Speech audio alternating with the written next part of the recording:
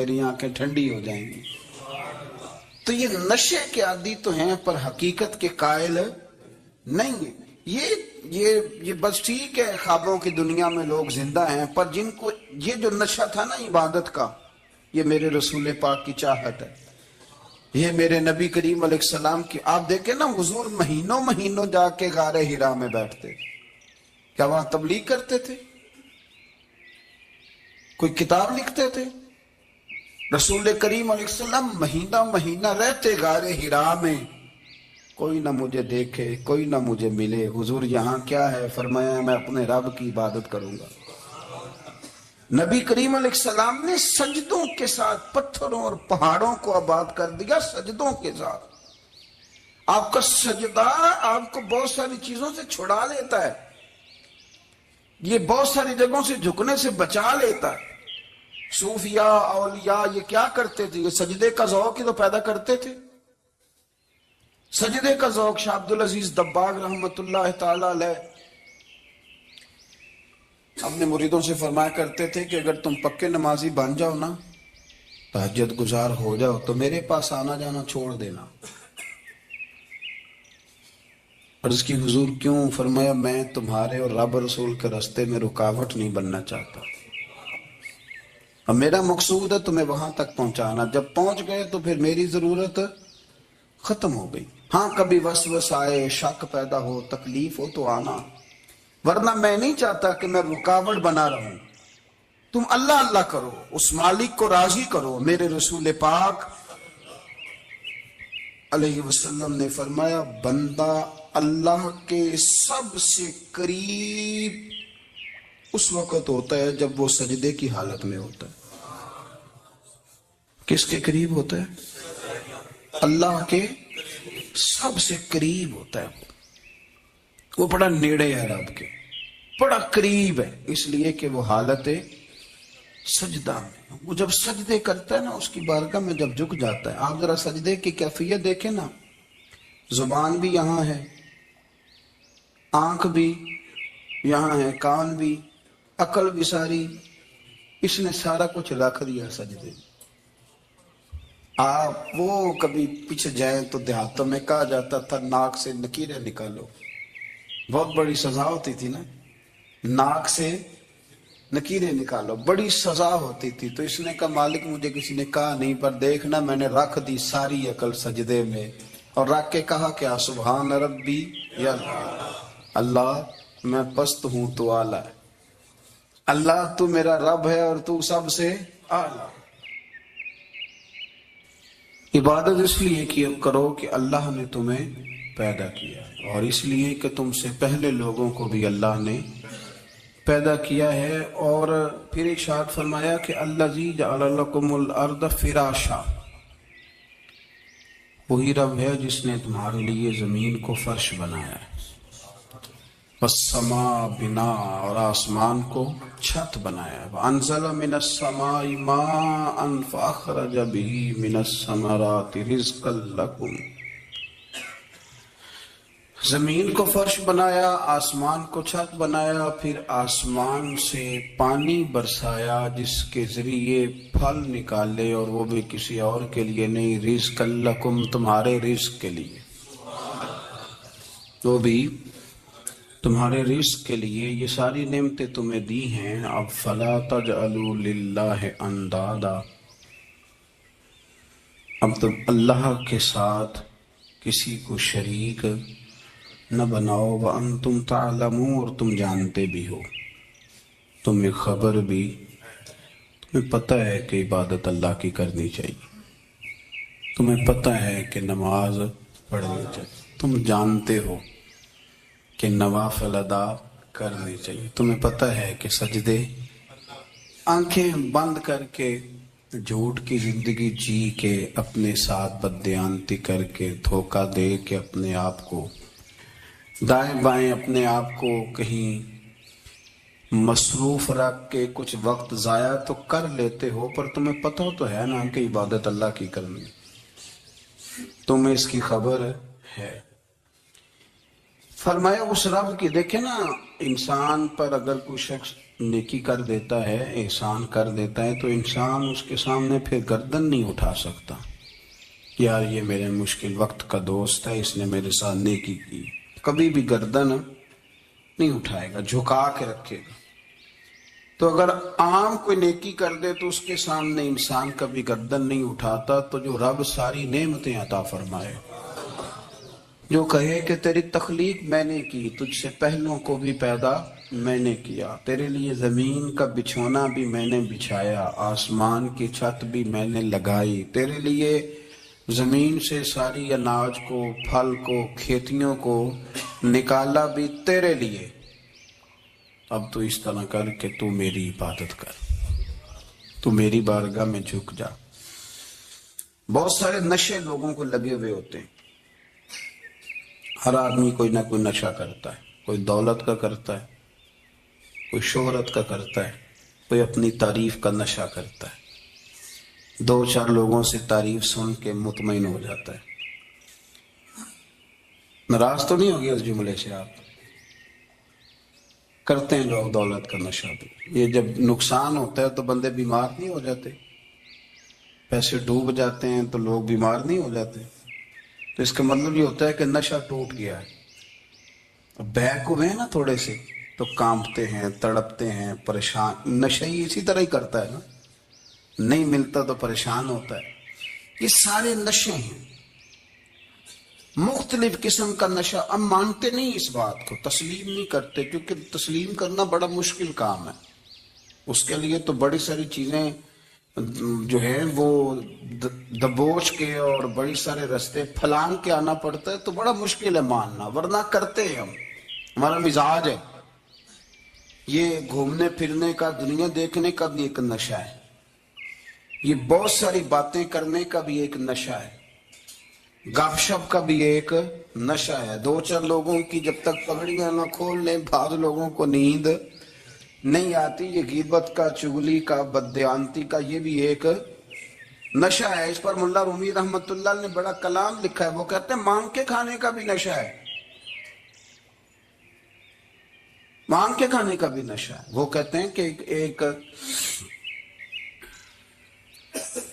بھیک مانگنے والی خاتون تھی، تو بادشاہ کے پاس بھیک مانگنے آئی، تو بادشاہ کو پسند آ کہ اس نے شادی کر لی۔ اب اس کو عادت تھی بھیک مانگ کے کھانے کی، تو وہ کنیزوں سے کہا کرتی تھی کہ فٹافٹ نہ روٹی لے کے آیا کرو، میں 2-3 دفعہ مانگوں تو پھر لایا کرو، چونکہ ایک نشہ ہے نا، تو میں مانگوں 2-4 دفعہ تو پھر۔ تو انسان بہت سارے نشے کرتا ہے، یہ مانتا نہیں، یہ موبائل، یہ فیس بک، یہ سارے نشے ہی ہیں۔ اپنی فوٹو لگا لینا، سارا دن اسی کو دیکھتے رہنا، اور بڑے بڑے سیانے بندے جو وزادار ہیں، بڑے وزادار لوگ ہیں، لیکن وہ بھی سنجیدگی کے قائل نہیں، اس طرح کے نشوں کا شکار ہیں۔ یہ سارے نشے ہیں جو ہم نے پال لیے۔ ہمارے صوفیاء، ہمارے بزرگ فرماتے ہیں کہ تم اس طرح کرو، اگر سارے نشوں سے بچنا چاہتے ہو تو سجدے کا نشہ شروع کرو، سجدے کا نشہ شروع کرو۔ یہ نا ربیہ بن کعب اسلمی رضی اللہ تعالیٰ عنہ فرماتے ہیں، کہتے ہیں جب بنو قریظہ اور بنو نذیر یہودیوں کے ساتھ حضور علیہ السلام نے جنگ کا اعلان فرمایا تو وہ دشمن ہو گئے، ہمیں خطرہ تھا کہ وہ رات کو کہیں محبوب کو تکلیف نہ دیں، تو کچھ لوگ نا تلواریں لے کے نبی پاک کے دروازے پہ پہرے داری کرتے تھے۔ گن مین رکھنا حرام نہیں، اگر کسی کو واقعی خطرہ ہو تو اس کے لیے سنت بھی ہے۔ حضرت علی المرتضیٰ تلوار لے کے حضور کے گھر کا پہرا دیتے تھے۔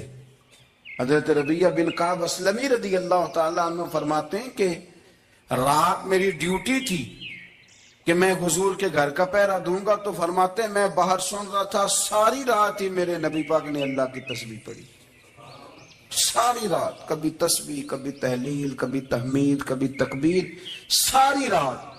فرماتے ہیں ساری رات حضور پڑھتے رہے اور ساری رات ہی میں سنتا رہا، مجھے اونگ آ گئی، میری آنکھ لگ گئی، حضور ابھی پڑھ رہے، میں تھک کے سو گیا، اور فرماتے ہیں جب میری آنکھ دوبارہ سے کھلی تو میرے کانوں میں پھر کوئی چیز گونجی، تو میں نے کان لگایا تو میرے حبیب ابھی بھی اللہ کو یاد کر رہے۔ ساری ساری رات حضور رب کی عبادت کرتے، اسی لیے تو کہا یا ایھا المزمل قم اللیل الا قلیلا، ابھی ساری رات تو نہ جاگا کر، تھوڑا آرام بھی کر لیا کر۔ اتنا، اور فرمایا جب یہ اس کیفیت میں ہوتا ہے تو پھر یہ اپنے رب کے قریب ہوتا ہے۔ کثرت عبادت، نوافل۔ ہمارے ہاں عمرے کی قرآن اندازی محفلوں پہ ہونے لگ گئی ہے، حالانکہ حدیث سے ثابت نہیں۔ میں دوستوں سے کہتا ہوں جائز ہے، کرنی چاہیے، عمرے کی قرآن اندازی جائز ہے، پر کسی حدیث میں نہیں آئی کہ قرآن اندازی کرو عمرہ کرو۔ حدیث میں قرآن اندازی یہ آئی ہے کہ نبی پاک علیہ السلام نے فرمایا تمہیں پتہ چل جائے نا پہلی صف کا ثواب کتنا ہے، تم قرآن اندازی کرو۔ عمرے کی قرآن اندازی کا تو پوسٹر چھپتا ہے، تو یہ والی قرآن اندازی کب ہونی ہے؟ ہونی چاہیے کہ نہیں؟ حضور نے فرمایا تمہیں پتہ چلے کہ اس کا ثواب کتنا تو تم قرآن اندازی کرو، تم قرآن ڈالو۔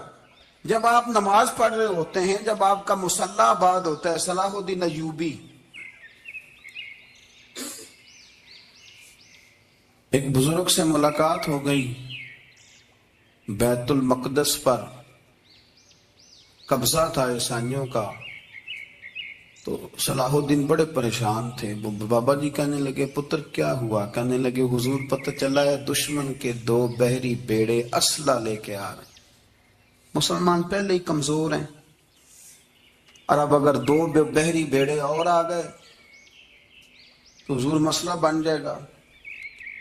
تو میں پریشان ہوں کہ کس طرح یہ کم اسلحے والی ہماری فوج ہے کیسے مقابلہ کرے گی۔ تو بابا جی کہنے لگے پتر اس طرح کرنا، آج رات تو بھی دعا کرنا اور میں بھی کروں گا، تو بھی دعا کرنا، آپ ناراض نہ ہونا، ہم تو پیروں والے ہیں، ہم تو پیروں کے نوکر غلام ہیں، ہمارا تو گزارا ہی نہیں، ہمیں تو ملتا ہے سارا کچھ وہاں سے۔ پر میرا سوال یہ ہے کہ تعویذ لینے جاتے ہو نفل کیوں نہیں پڑھتے؟ رات اللہ اللہ کیوں نہیں کرتے؟ یہ بھی تو ہمارے بزرگوں کا ہی طریقہ ہے، انہوں نے تو ہمیں سکھایا ہے۔ صلاح الدین ایوبی سے بزرگوں نے کہا کہ رات آج نا اللہ اللہ کرنا، تو میں تیرے لیے دعا کروں گا، تو بھی دعا کرنا۔ تو بندہ جب دکھی ہوتا ہے تو سجدہ کرتا ہے، تو پھر ہی تو مصلی بھیگ جاتا ہے، پھر ہی تو مزہ آتا ہے۔ سکھی بندہ تو کعبے جا کے نہیں روتا، دکھی تھے، تکلیف تھی، تو سر رکھا سجدے میں تو تڑپ گئے۔ اور وہ بابا جی کہتے ہیں میں مسجد آیا تو صلاح الدین چیخیں مار کے رو رہا تھا اور کہہ رہا تھا مالک میں کوئی اپنی شان کے لیے تو نہیں نہ لڑ رہا، اللہ کو میں کوئی قبضوں کے لیے تو نہیں لڑ رہا، مالک تیرے لیے لڑ رہا ہوں، مجھے بے آبرو نہ کرنا، میری مدد فرمانا۔ کہتے ہیں میں آیا تھا کہ مسجد میں دعا کروں گا، پر صلاح الدین ایوبی کو روتے دیکھا تو میں لوٹ گیا۔ تو سویرے صلاح الدین ملے تو بڑے خوش تھے۔ میں نے کہا پتر کیا ہوا؟ کہنے لگے حضور وہ بحری بیڑے 2 آ رہے تھے نا اسلحہ لے کے، دونوں ڈوب گئے پانی میں ڈوب گئے۔ تو بابا جی کہنے لگے صلاح الدین وہ پانی میں نہیں ڈوبے، وہ تیرے آنسوؤں میں ڈوب گئے، وہ غرق ہو گئے، وہ جو تو نے مصلی بات کیا تو وہ تیرے آنسوؤں میں ڈوب گئے، وہ غرق ہو گئے، وہ تباہ، اتنے قیمتی تھے تیرے آنسو کے بہا لے گئے دشمن کے بحری بیڑوں کو۔ میرے بھائی ٹھیک ہو گیا جی، میرے عزیز سمجھ لیں اس بات کو ہمیشہ کے لیے، اور اس پر غور کرنے اچھے طریقے سے کہ میرے رسول کریم سید عالم صلی اللہ علیہ وسلم نے نا ہماری توجہ دلائی، حضور نے ہمیں بتلایا، ہمارا ذوق بڑھایا عبادت کی طرف۔ ایک صحابی تھے حضرت ابو فاطمہ رضی اللہ تعالیٰ عنہ، یہ ترمذی شریف کی حدیث ہے۔ نبی پاک علیہ السلام نے فرمایا ابو فاطمہ قیامت کے دن مجھ سے جلدی ملنا چاہتے ہو کہ دیر کے ساتھ؟ تو کہنے لگے حضور کون ہوگا جو دیر سے ملنا چاہے، ہم نے تو جان دے دی وعدہ دیدار پر۔ اعلیٰ حضرت فرماتے ہیں جان دے دی وعدہ اور نقد اپنا دام ہو ہی جائے گا۔ مجھے لگتا ہے کہ یہ سودا نقد و نقد ہو جانا ہے، چونکہ ہم نے جان دے دی وعدہ دیدار پر۔ آپ نے وعدہ کیا تھا کہ مریں گے تو پھر زیارت ہوگی، تو مر گئے ہم زیارت کی خاطر۔ جان دے دی وعدہ دیدار پر تو نقد اپنا دام ہو ہی جائے گا۔ اے رضا ہر کام کا ایک وقت ہے، دل کو بھی آرام ہو ہی جائے گا۔ تو حضرت ابو فاطمہ رضی اللہ تعالیٰ عنہ سے نبی پاک صلی اللہ علیہ وسلم نے فرمایا جلدی ملنا چاہتے ہو کہ دیر سے؟ عرض کی حضور فٹافٹ ملنا ہے، میں نے قیامت کے دن آپ سے جلدی ملنا ہے۔ تو نبی پاک علیہ السلام نے فرمایا پھر اس طرح کرنا، دنیا میں رہ کے سجدے زیادہ کرنا، پھر سجدے زیادہ کرنا، قیامت میں ملاقات جلدی ہو جائے گی، قرب ملے گا تمہیں۔ اپنے بچوں کے اندر دیکھیں نا، ہم شوق پیدا کرتے ہیں، ہمیں صحیح لفظ نہیں بولنے آتے پر ہم بچوں میں شوق پیدا کرتے ہیں کہ پتر ڈاکٹر بن جائے گا تو بڑا نفع کرے گا، تو لوگوں کی خدمت کرے گا، ملک و ملت کی خدمت کرے گا، تیرے ابا کا نام روشن ہوگا، تیرے دادا کی تعریفیں ہوں گی۔ ہم یہ ذوق پیدا کرتے ہیں، ہم اپنے نوجوانوں کے اندر یہ فکر پیدا کرتے ہیں، انہیں ہم سمجھاتے ہیں کہ میاں جب تم پڑھو گے، محنت کرو گے تو فلاں آدمی کی طرح تمہارا نام ہوگا۔ یہ جتنا ذوق ہم بچوں کے اندر ان چیزوں کا پیدا کرتے، ہمیں حکم ہے کسی طرح ہم ذوق پیدا کریں کہ پتر نماز پڑھے گا تو اللہ راضی ہو جائے گا، تو سجدہ کرے گا۔ دیکھیں نا میرے رسول کریم علیہ السلام نے فرمایا 7 سال کے بچے کو مسجد لے کے جاؤ، یعنی اسے شوق دلاؤ، اس کے اندر یہ خاصیت پیدا کرو کہ اس کا دل کرے مسجد میں جانے کا، اس کے اندر یہ خصوصیات لاؤ کہ وہ ہمارے ہاں نا ہر چیز کو پرموٹ کیا جا رہا ہے، ہر چیز کو، یعنی سر سنگیت سکھانے کے لیے اکیڈمیاں بن گئی، ہر شے پرموٹ ہو رہی ہے، عبادت کا جذبہ کم ہوتا جا رہا ہے، اللہ کا ذوق ہمارے اندر نہیں رہا۔ اور اتنا مشکل ہم نے اپنے لیے بنا لیا ہے کہ وہ بندہ جو بڑی زبردست مذہبی گفتگو کر رہا تھا اور تگڑی بات کر رہا تھا، کیا بات ہے، لیکن نماز کے بارے میں کمزوری دکھا جاتا ہے، نوافل کے بارے میں وہ چپکے سے نکل جاتا ہے۔ امام احمد بن حنبل رحمۃ اللہ تعالی علیہ، مسند امام احمد بن حنبل 14 جلدوں میں ہے مارکیٹ میں، اور مجھے تو خیر پسند ہی پڑی ہے، میں نے کئی دفعہ پڑھی ہے، اور کیا بات ہے امام احمد بن حنبل کی، کیسے تگڑے قسم کے محدث تھے، اور اللہ نے کتنا انہیں اعزاز عطا فرمایا ہوا تھا۔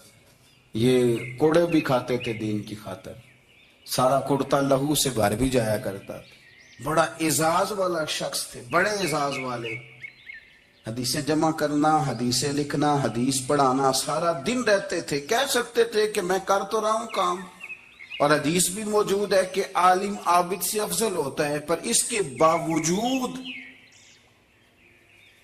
امام احمد بن حنبل رحمۃ اللہ علیہ 300 نفل فرض نمازوں کے علاوہ پڑھا کرتے تھے، 300 نوافل روز پڑھا کرتے تھے۔ ان کے بیٹے نے کہا ابا جی مکان خریدنا ہے تو جگہ کہاں کر کے لوں، بہت ساری آبادیاں، تو فرمایا پتر وہاں لینا جہاں مسجد قریب ہو۔ میرے رسول کریم سید عالم صلی اللہ علیہ وسلم اتنا پسند کرتے مسجد کو، اتنا پسند کرتے نماز کو، کہ رسول کریم صلی اللہ علیہ وسلم تہجد کی نماز بھی پڑھتے، پھر حضور فجر کی نماز بھی پڑھتے، نبی پاک وتر کو الگ کر کے پڑھتے، عشاء کے ساتھ نہیں پڑھتے۔ یہ تو ہم اس لیے اجازت دی ہمارے بزرگوں نے کہ بعد میں اٹھے گا کون علیحدہ وتر پڑھنے کے لیے، عشاء کے ساتھ پڑھ لے۔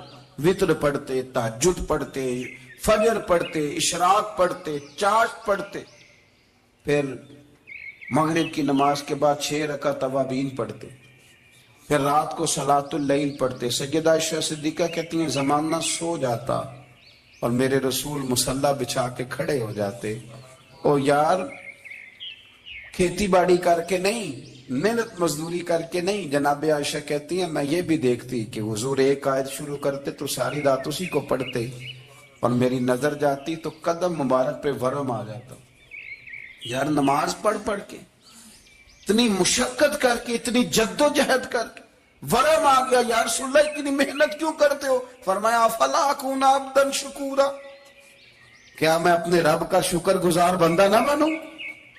صحابہ کا ذوق عبادتوں کا، ریاضتوں کا، تلاوتوں کا، طبیعت ہے ان کی، وہ ایک دوسرے کو، حضرت مولا علی شیر خدا کرم اللہ تعالیٰ وجہ کریم کے زمانے میں روم کے بادشاہ نے کہا یار یہ مسلمانوں کا پتہ تو کرو، یہ آخر کیوں اتنے زیادہ مجاہد ہیں؟ اس زمانے میں جاسوس بھیجنے کا مزاج تھا، اب تو جاسوس پکڑا جاتا ہے، اب تو جاسوس اور جاسوسی کا شوق ویسے آج بھی ہے. عرض کروں تھوڑی سی بات ہی سنوان جی. پتہ کیا ہمارا مسئلہ ہے؟ ہم جہاں جاتے ہیں نا وہاں تھوڑی خوشبو سونگنے کی کوشش کرتے ہیں.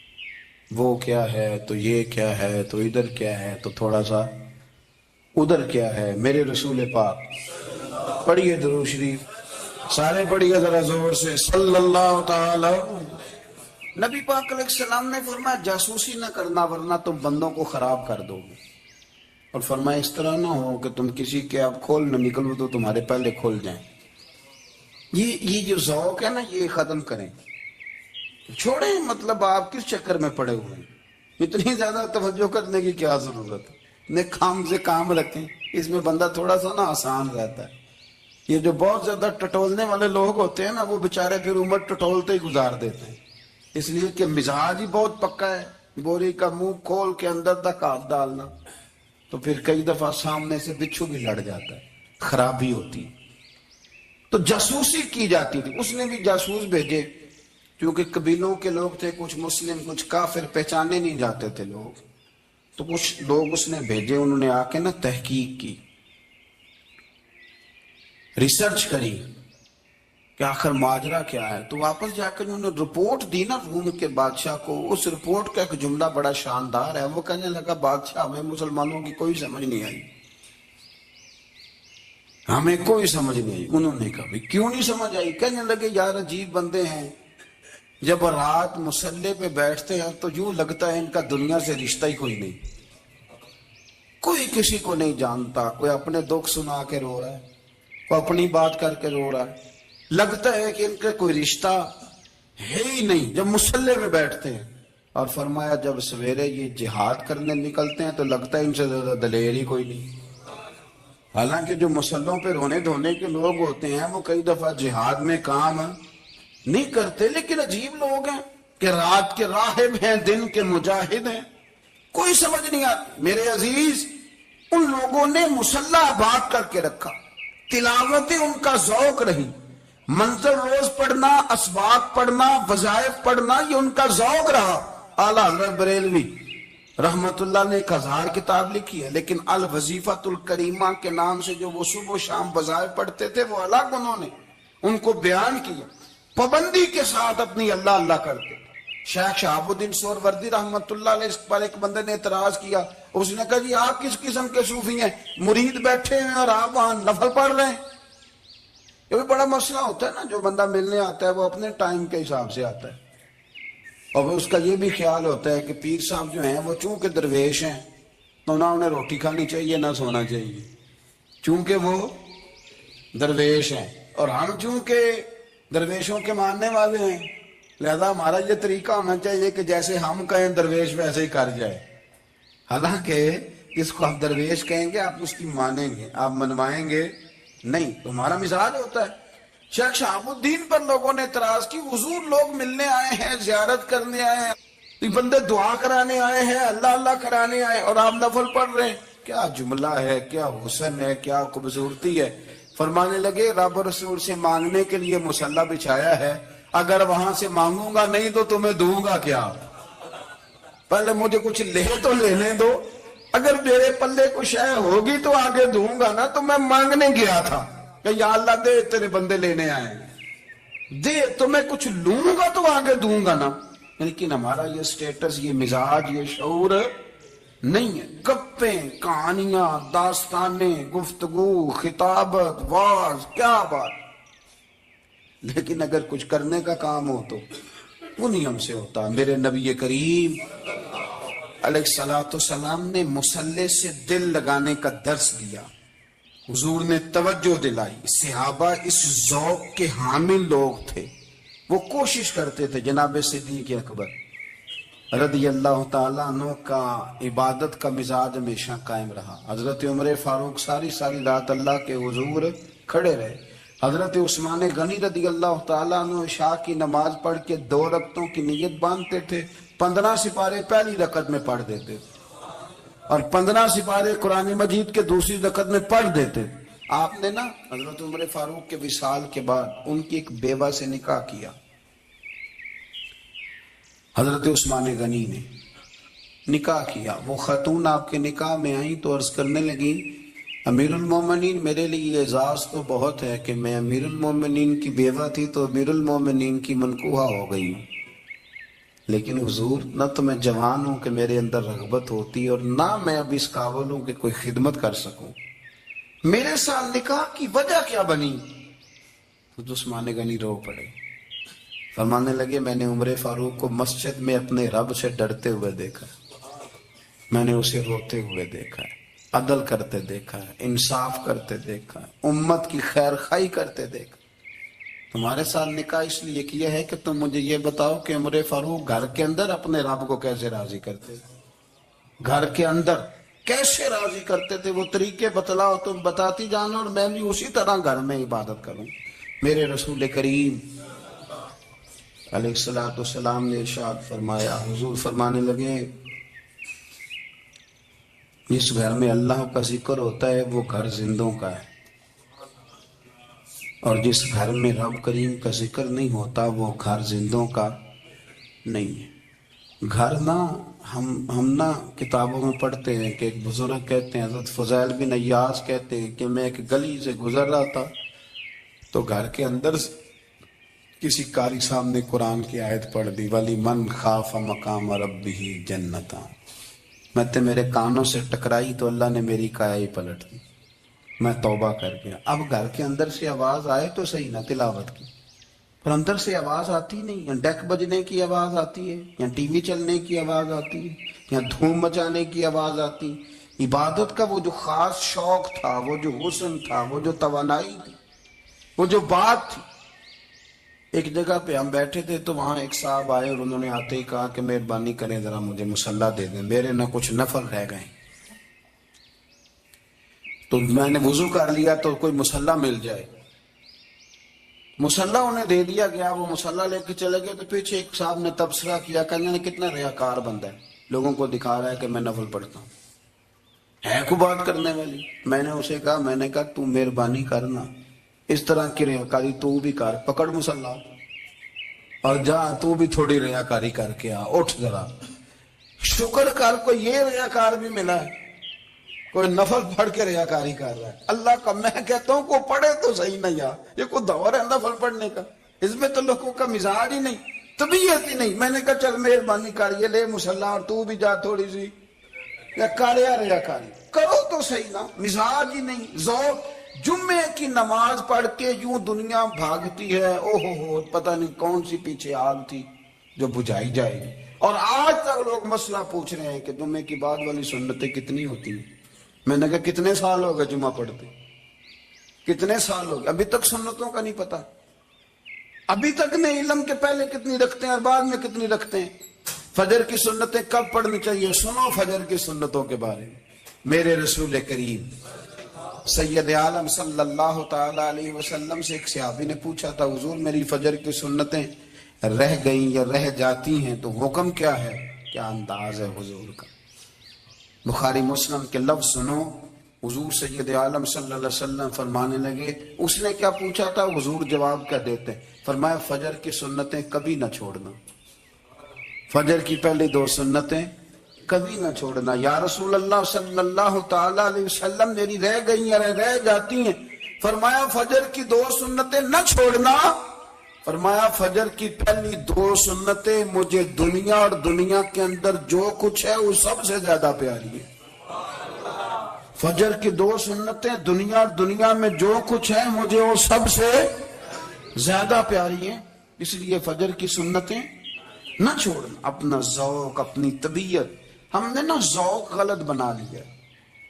اگر 20 بندے کہہ بھی دیں گے تو نے بڑی شاندار تلاوت کیا تو کیا اس سے بنے گا؟ 100 بندہ کہہ بھی دے تیری کیا بات ہے، کیا بات ہے نعت خاں کی، کیا بات ہے علامہ صاحب کی، پیر صاحب کی، پیر مہر علی شاہ صاحب رحمت اللہ علیہ. آپ تشریف فرما تھے تو آپ کے ایک ہی بیٹے بابو جی جن کو کہا جاتا ہے، جس دن صاحبزادے پیدا ہوئے تو خادم نہ وہاں سے نکلا.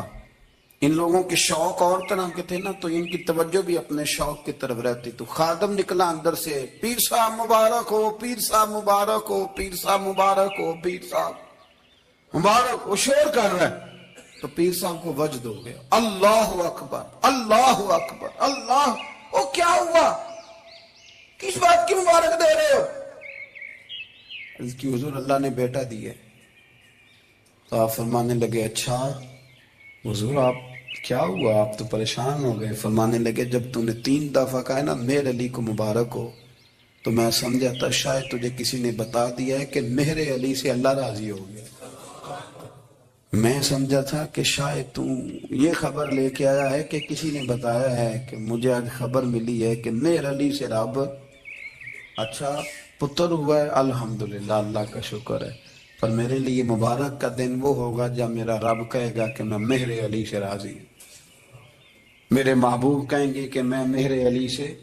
آپ بات کو سمجھیں، شوق ہی کسی اور طرف تھا، دل ہی کہیں اور لگا ہوا تھا، طبیعت ہی کہیں اور مائل تھی۔ کوئی وظیفہ پوچھتے تھے تو پڑھتے تھے وہ لوگ، کچھ اللہ اللہ انہیں بتائی جاتی تھی تو کرنے کا ذوق رکھتے تھے، طبیعت تھی، قائل تھے۔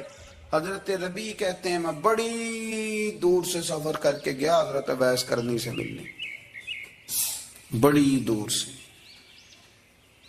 اور جب میں پہنچا تو فجر کا وقت تھا، تو حضرت ویس کرنی کو میں نے پا لیا، تو وہ نماز پڑھ کے نا قرآن شریف لے کے بیٹھ گئے۔ فرماتے ہیں اشراق چاشت کا وقت ہوا تو نفلوں کی نیت باندھ لی۔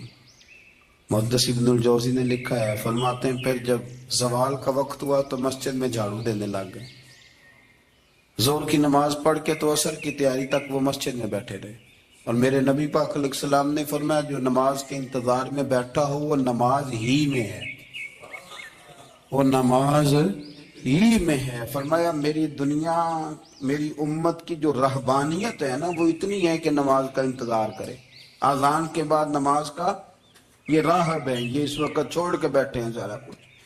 فرماتے ہیں عصر تک انہوں نے اللہ اللہ کی، پھر مغرب تک کی، عشاء کی نماز ہوئی تو نماز پڑھی تو وہ تھک گئے، اب مجھے وہ فارغ ہوں مصلی چھوڑے تو میں ملاقات کروں نا، یہ آپ حیران نہ ہو کہ اتنی دیر بندہ کیسے اللہ اللہ کر، ہم نے کی نہیں نا اس لیے ہم پریشان ہیں، جو عادی ہوتے ہیں وہ کر بھی لیتے ہیں، وہ یہ کام، میری بات کی سمجھ آ رہی ہے؟ جب جاتے ہو کسی دفتر میں تو 8 گھنٹے کھڑے رہ لیتے ہو نا، مجبوری ہوتی ہے تو کھڑے رہا جا سکتا ہے۔ پاسپورٹ کے دفتر بولیے، امیگریشن کی لائنوں میں، اور میں نے تو امبیسیوں میں بندے 12 گھنٹے پہلے جا کے کھڑے دیکھے، رہ لیتے ہیں کھڑے، تو اگر ان کاموں کے لیے رہا جاتا ہے تو اللہ رسول کے لیے بھی کھڑے رہا جا سکتا ہے۔ تو فرمانے لگے کہ جب عشاء کی نماز کے بعد آخری انسان تھے، تھک گئے، نیند کا غلبہ ہوا تو تھوڑی ایسے آنکھ بند ہوئی تو کھلی تو رونے لگے، حضرت اب ایسے کر لی، رو کے کہنے لگے مالک مجھے غافل تو نہ کر، ابھی میں نے کیا بھی کچھ نہیں، دن ختم ہو گیا، کوئی نفل نہیں، کوئی اللہ اللہ نہیں، اللہ مجھے غافل نہ کر، میری مدد فرما۔